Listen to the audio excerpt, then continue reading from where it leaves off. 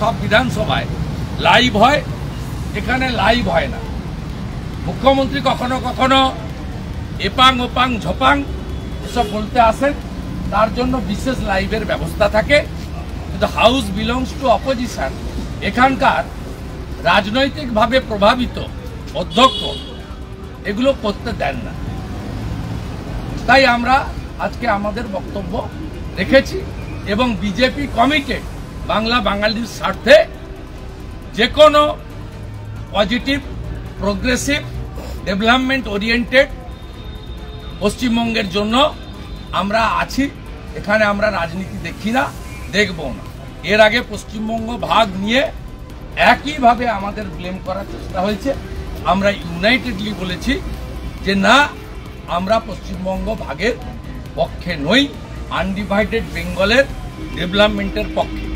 একইভাবে কলকাতা বাগডোগরা অন্ডাল এয়ারপোর্ট থেকে international flight চালু হোক, ইউরোপে পৌঁছে যাক, ইউরোপ থেকে আমাদের এখানে সবাই আসুক, আমরা চাই। এতে রাজনীতি করার চেষ্টা করবেন না।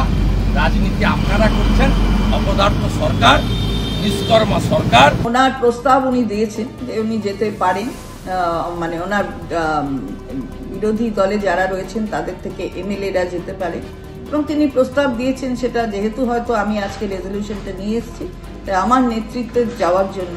অ্যাকচুয়ালি দেখুন, কে যাবেন কে যাবেন না এটা লিডার অফ দ্য হাউস যিনি, তার উপর নির্ভর করে কোথায় কোথায় প্রস্তাব। কিন্তু উনি দিয়েছেন, লিডার অফ দ্য অপোজিশন, তিনি এই প্রস্তাব দিয়েছেন।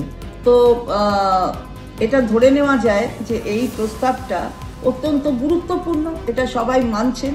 এবং এর আগে দেখা গেছে অনেক সময় আমরা বলেছি যে অনেক প্রস্তাবের প্রেক্ষিতে যে একসাথে যদি গিয়ে আমরা বলি আমাদের কেন্দ্রীয় বঞ্চনার কথা, যে যে জায়গাগুলোতে টাকা আমাদের পাওনা আছে অথচ দেওয়া হচ্ছে না, সেখানে তারা আমাদের সাথে সহমত হয়ে একসাথে যাওয়ার কথা বলেনি। কারণ এটা কিন্তু বাংলার ভালোর জন্য, বাংলার মানুষের টাকা, প্রাপ্য টাকা নিয়ে আসার জন্য। এখানে কোনো বিরোধী কিংবা সরকার পক্ষ এর মধ্যে কোনো বিরোধিতা থাকতে পারে না।